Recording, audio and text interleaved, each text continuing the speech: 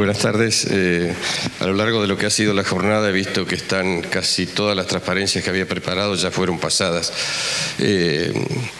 Y en ese sentido creo entonces me voy a dedicar a contar cuestiones de mi vida personal que hasta ahora creo que no las han esparcido por la sala.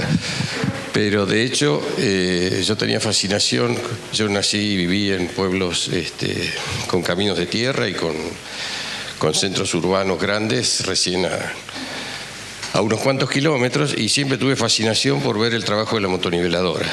De hecho, fue un trabajo arduo que terminó en amenazas por parte de padres y conocidos y de psicólogos lograr que se dieran cuenta que era más peligroso que manejar una motoniveladora que estudiar ingeniería. Y por eso estoy ahora del otro lado del mostrador, pero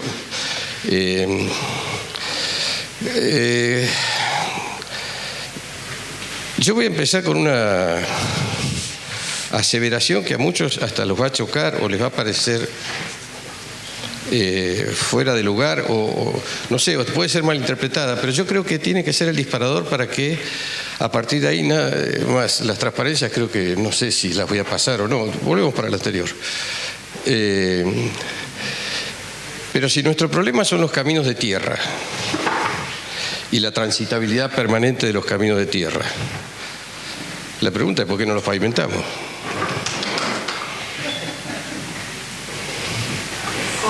Entonces, tenemos un problema técnico, tenemos un problema de gestión, pero básicamente tenemos un problema económico. Y entonces, todo lo que hablamos y todo lo que hacemos después tiene que ver para cómo ponemos parches o cómo nos ingeniamos para dar respuesta a algo que tiene una respuesta técnica que ya está tipificada, que es pavimentarlos. Entonces, todo lo que vamos a mostrar, porque a veces tenemos la sensación de que por un lado necesita más ingenio y más asistencia la preparación, la reparación, el mantenimiento, rehabilitación de un camino rural que de un aeropuerto. O sea, estamos mejor preparados para atender problemas de una autopista que de un camino rural. Necesitamos más ingenio, necesitamos ponernos en otra situación. Y entonces ahora sí, vamos a hacer un rápido repaso de que las cuestiones que tienen que ver con todo lo vial, que es lo que atañe el ámbito en el que está básicamente la cuestión técnica, de gestión y hasta económica de los caminos de tierra, y todo lo vial tiene que ver con pocos materiales. Lo que pasa es que dentro de esos pocos materiales, algunos como los suelos, nos pueden cambiar mucho. El mismo suelo cambia su comportamiento de acuerdo a que tenga humedad o no. Un suelo que recibe una helada aumenta su volumen 12%, o sea que el comportamiento ya no tiene nada que ver. En Corrientes tenemos suelos que levantan una losa de hormigón de 20 centímetros porque son arcillas altamente expansivas. O sea que dentro de los mismos tamaños de suelos también tenemos diferentes comportamientos y nos vemos obligados a hacer otros ensayos que no vienen al caso. Pero claramente, tal es la variabilidad que tenemos en los suelos, que mantenerlos secos o mantenerlos húmedos puede hacer al éxito de un camino, y cuando hacemos el estudio de suelos para un camino que va a ser pavimentado, establecemos condiciones de perforación de al menos 1,5 metros cada 500 metros. Entonces, estamos anticipando lo que va a ser la variabilidad. Tuve que cambiar, yo tenía la misma transparencia que vos, se ve que en algún congreso, sí. Pero, bueno, esta se ve poco menos, es menos atractiva, pero créanme que lo mismo que un panfleto, una publicación de color amarillo, de 3 hojas del año 43, de la Dirección Provincial de Vialidad de la provincia de Buenos Aires, en las que nos decía, si usted tiene un suelo con arcilla, un suelo muy fino, mézclelo con arena, y si tiene un suelo arenoso, mézclelo con arcilla. Eso, como todas mis cosas de caminos rurales, deben estar en otra biblioteca ahora. Sí, se lleva todo. Lo que no se lleva es el agua. Entonces, cuando hoy hablábamos de que hacíamos barreras, de que hacíamos terraplenes, y fíjense para dónde corre todo y nosotros cómo cruzamos los caminos, las rutas, porque nos empecinamos en transformar el medio en el que estamos, pero no queremos pagar los costos. La siguiente. Entonces, si lo vemos ahora en relieve, esta no la tenías, vemos que ese nombre que ustedes, no sé si es propio de ustedes o existe, el del noroeste. existe, bien. De ese material... Sí, y yo tengo otra que no se la ha robado él, que dice que a ese suelo que ustedes le dicen de escaso valor vial, lo podríamos usar, porque tenemos solamente dos herramientas para trabajar con materiales, o lo que resiste por cohesión, o sea, lo que se pega, o lo que resiste por fricción.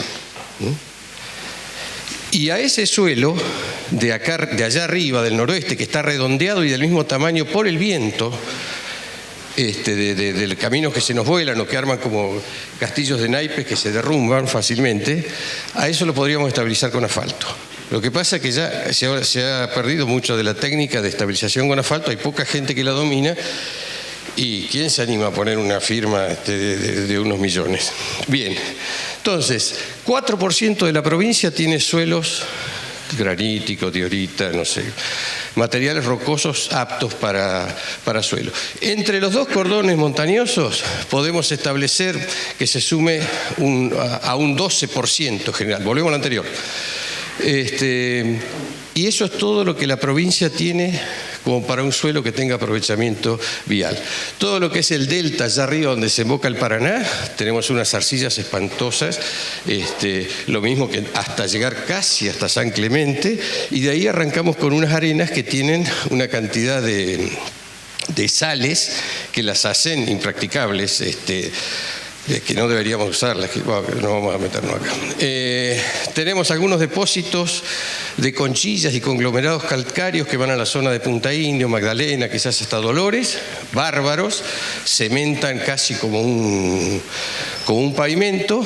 Tosca, Torkins para abajo, para el lado de la Pampa, tosca en espesores de 30 centímetros, pero no es la tosca, no es el suelo que nosotros llamamos tosca por deformación, solamente porque tiene el mismo color.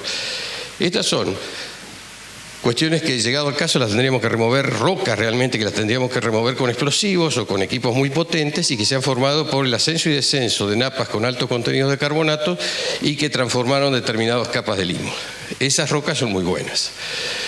En una época era accesible la escoria de alto horno para usarla, y realmente se obtenía, porque tenía de última los mismos componentes casi que el cemento Portland, pero cuando se avivaron ya después fue imposible comprar escoria porque era tan caro como comprar cemento. Y después, donde vamos, nos encontramos arcillas. Toda la parte que veíamos en la foto anterior, de esa parte tan baja, tan llena de agua, está compuesta por material sedimentario, que es el que por otro lado trae riqueza, pero por otro lado es el que nos complica. Entonces, ¿cómo era? Meta litoral, bueno, acá es Pampa Alta. Sí, por ahí es un mapa chino. Entonces, esa es la realidad que tenemos y con eso es lo que tenemos que manejarnos. Y a partir de ahora, dado los 200 minutos que tengo, vamos a ir rápido. Todo lo que está más cerca de la base de nuestro Río de la Plata, toda la parte del litoral, es lo que viene rodando desde la cordillera de los Andes y que cada vez se va haciendo más pequeño, se va fragmentando por distintas razones, pero lo que nos queda de última, cuando nos acercamos ya al delta, es una arcilla muy, muy fina. Esta se la robé a Capra, en la que hablaba de, y lo bueno de ahí es que no es una foto familiar. Los conceptos de estabilización de suelo, solamente voy a repetir que hay distintos tipos que van desde mecánico, que es, el caso de Berna y mío, podríamos saltar sobre el suelo y ejercer una presión tal como para equivaler al Proctor T99, más o menos. En otra época, cuando hicimos el primer relevamiento de caminos rurales, no había nadie, había nacido acá ya, podíamos caminar sobre telas de seda en aquel momento, me acuerdo. Entonces, la mecánica tiene que ver con poder compactar los suelos. Un suelo que lo tiramos y lo dejamos sin compactar, que no le reducimos la cantidad de vacíos, o sea, que no lo predeformamos nosotros para que no se deforme después, se va a deformar después bajo el tránsito. Ahora la pregunta es, y esta es para Blanca, ¿todos los suelos tienen que ser compactados todo lo que se les pueda? No, yo la estudié anoche. ¿Vos qué? Sí, perdón, vamos a hacerlo. Hay suelos arcillosos, hay estudios que dicen que muchos de estos suelos que tenemos acá, perdón, estaba hablando así. Sí, no, pero también hay suelos que lo dijo Ruiz, que los suelos que son muy arcillosos y se nos va la mano, siempre creemos que hay que darle y darle y darle, y resulta que no. Hay suelos que si le damos demasiado, el resultado que obtenemos es contraproducente. Lo mismo que si los compactamos sin humedad, suelos arcillosos del 3% de la humedad óptima para arriba. Por cuestiones físicas, lo que decíamos hoy, la publicación de vialidad, mezclo suelos que son granulares con suelos cohesivos, uno me aporta fricción y el otro me aporta cohesión. Reacciones químicas como la que produce cales, cementos, mezcla de ambas y distintos compuestos y aditivos químicos que logran generar intercambios de bases o impermeabilizaciones, de modo tal que el resultado que obtengo es distinto al que tenía. Y con eso vuelvo al del asfalto, que ya está, inclusive en alguna época fue hasta bastardeado, en el sentido que el asfalto nos cumplía dos cuestiones. Una era, podía generar la cohesión entre granos, entonces hacía algo parecido al cemento, y la otra era, lo usaba para impermeabilizar arcillas, que envolvía los terrones grandes y entonces los impermeabilizaba. La arcilla sin cambios de humedad funciona bien. Esta es una ayuda vieja que la trajo el ingeniero Lilly, que fue un gran estudioso del tema vial en la Argentina, y la trajo de Estados Unidos en los finales de los años 60 y nos ayuda, nos da una guía para saber de acuerdo a qué tipo de suelo tenemos, qué tipo de alternativa de usar. Seguro, sí. Yo hago lo que puedo, fíjate la dibujé yo. Estamos hablando de, si nosotros tenemos un sistema de dos fases, o sea, aire y sólido, como podría ser la arena de playa, no va a funcionar.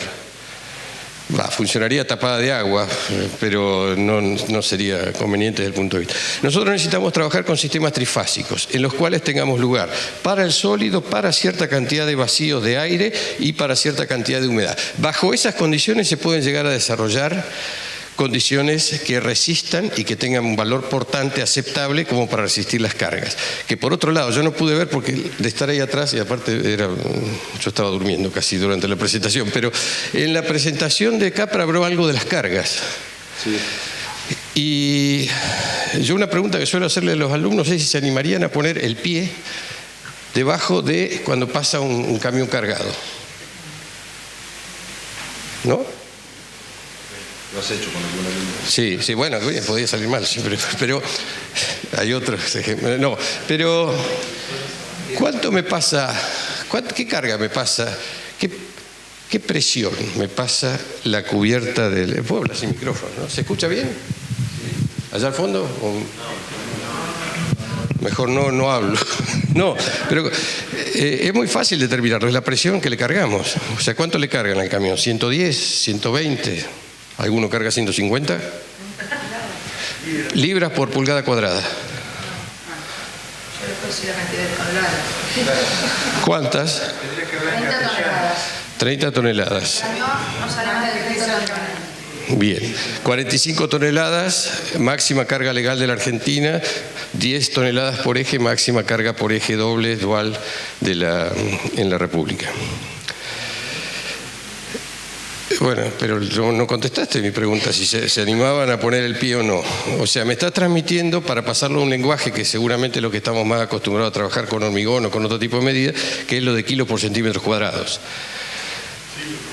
Estamos hablando de, o sea, si tiene 110, por la conversión aproximada da unos 8 kilos por centímetro cuadrado.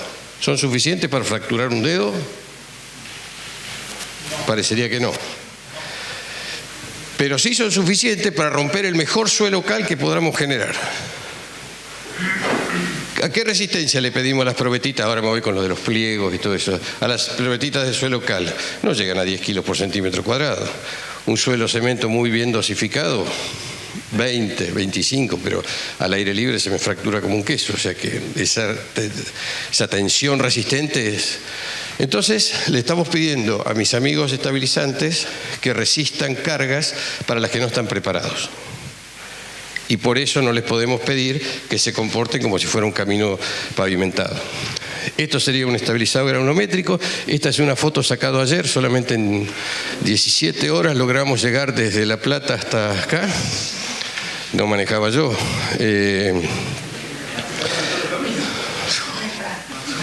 Hicimos un viaje de estudio. Sí, sí. Ahí tenemos un suelo que fue estabilizado con, no sabemos, yo no sé quién lo construyó, no sé con qué dosificación se hizo, no sé qué humedad usaron ni cómo lo compactaron.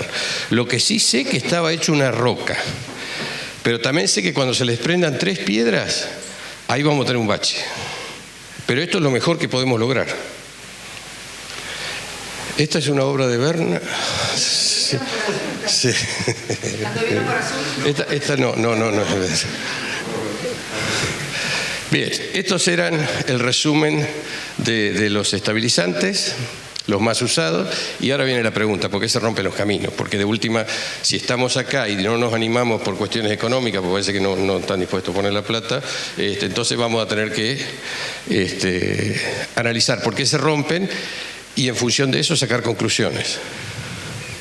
Tenemos 2 formas. Una es que sigan así en un estado aletargado y nos dormimos todos, o la otra es que todos empecemos a tirar a ver por qué se rompe en la zona de cada uno, por ejemplo, los caminos.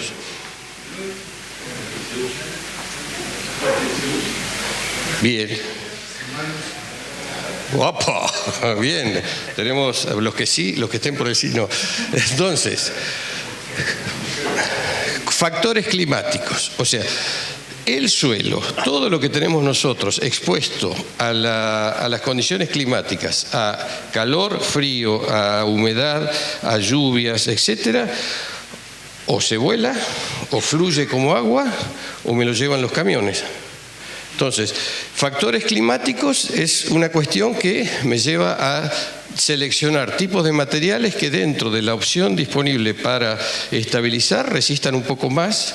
Entonces voy a evitar aquellos que tengan índices grandes de contracción, porque sé que son muy buenos para usar como base para un pavimento de hormigón, pero quizás en este caso se van a fisurar. Un suelo cemento que no es regado para curados dentro de la media hora puede llegar a disminuir su resistencia en forma significativa y que la registren los ensayos. Condiciones del suelo. Bueno, ¿qué tipo de suelo tenemos y bajo qué condiciones está? De humedad, fundamental. Un suelo húmedo desiste menos de la mitad que el mismo seco. Tráfico vehicular y las cargas que tiene. Y el momento en el que circula. Veíamos hacer un camino que estaba muy bueno, pero que alguien había tenido que salir con urgencia, con mucha agua, y bueno, la huella, y no era un camión, y la huella era de 15 centímetros. Ese camino no se recupera más, salvo que pase una moto pronto, antes de que se termine de destruir para los costados.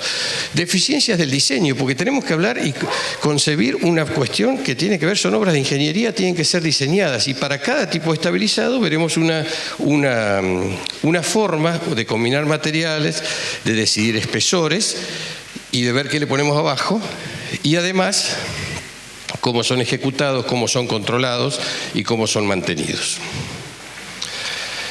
Distintos ejemplos de obras de Blanc en distintas zonas de la provincia. Sí. Bien, en algunos casos nos sumamos al trabajo de los hidráulicos y hacemos canales. Entonces, 1,5 metros por debajo de la... Vení a este lado, te va a quedar duro. Las cargas a veces no son controladas. Esta pusiste una parecida. Sí, lo tengo anotado todo. Sí. Pero esta la saqué yo y vos la sacaste de Google.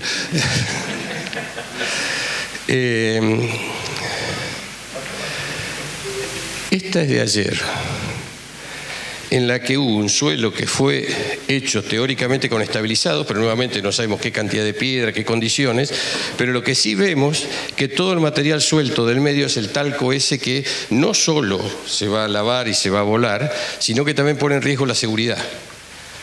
Porque el principio básico de diseño de un pavimento es la seguridad, después compiten muchas veces comodidad y economía.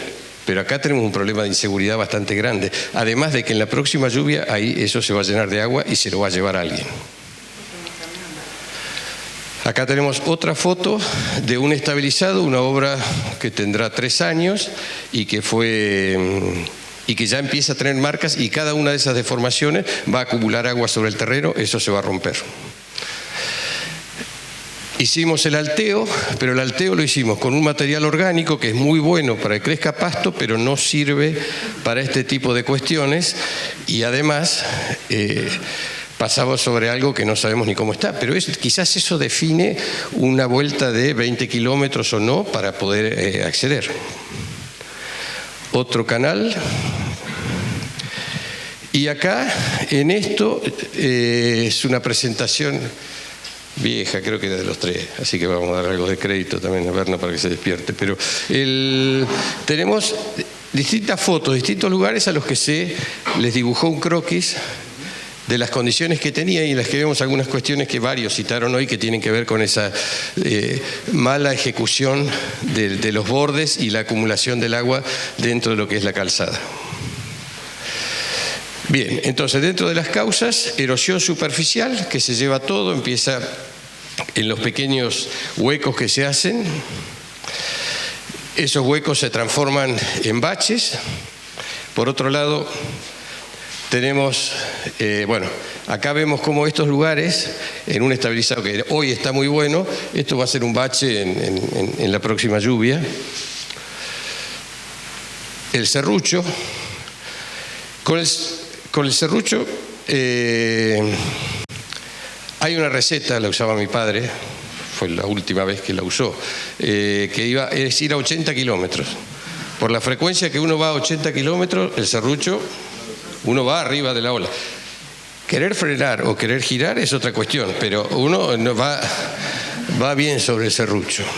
Esto es también de ayer. O sea, el esfuerzo de producción de las 18 horas de viaje valió la pena, sí. Y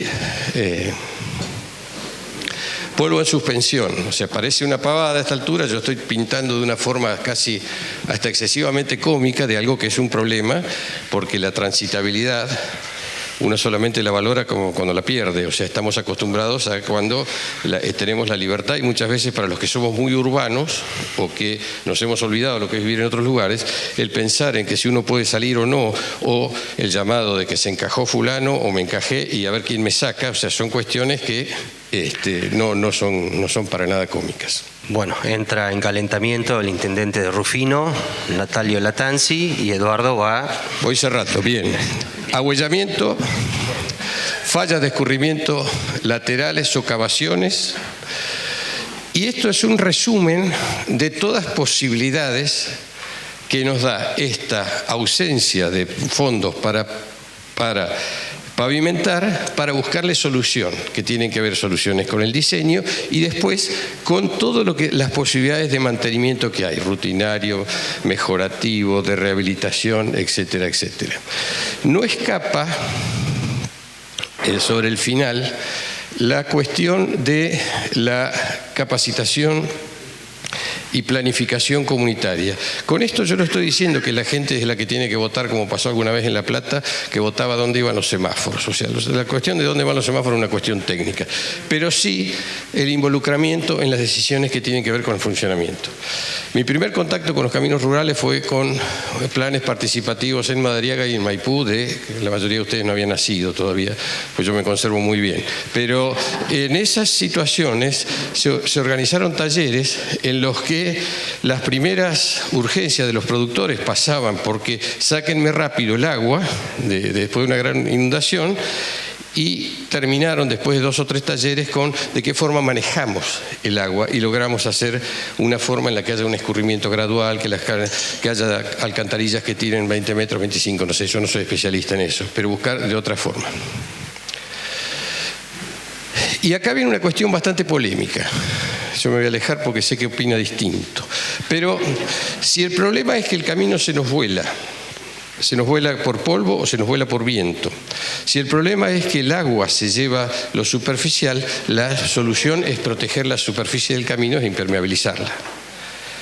Lo que pasa es que eso se contrapone con la fractura que se pone por la ausencia de resistencia de nuestros caminos para resistir el paso de camiones cargados y más si van más cargados de lo conveniente. Y eso produce una rotura y entonces ahí se me acaba toda la teoría del recubrimiento. Pero tenemos planteado una solución que pasa por la necesidad de altear, pero saber hasta dónde vamos a altear, la necesidad de hacer algún tipo de estabilizado que le dé un poco más de resistencia y haya una transición entre el suelo del lugar y las cargas. Y en este caso habíamos planteado un tratamiento bituminoso doble, algo que se ha dejado de realizar casi, pero que era la base de la mayoría de los caminos o el nacimiento de los caminos con cubiertas asfálticas del país, que no es más que un riego sobre el que un camión marcha atrás con un dispenser va tirando piedra y después tira otro riego y tira otra vez piedra, y si lo hago 3 veces y con distintas granulometrías obtengo caminos como la ruta 1 de La Pampa, que se bancó todo el corte de la ruta 30, ¿y cuál es la que pasa por Santa Rosa? ¿35, 33? 33 creo. Bueno, cuando 35, y se la bancó con una base de tosca y con un tratamiento de este tipo, el desvío del tránsito, después eso casi no sirvió, pero hasta ese momento aguantó. Conclusión, me quedo con lo último nomás. Diseño, ejecución, control y mantenimiento de caminos de tierra son obras de ingeniería y necesitan, pero no estoy haciendo una cuestión corporativa y para venderle servicios, sino que es necesario hacer y realizar estudios que nos permitan optimizar los resultados, saber qué queremos hacer, establecer formas de medición de las mejoras que queremos hacer y fundamentalmente no derrochar fondos. Muchas gracias y perdonen que me fui.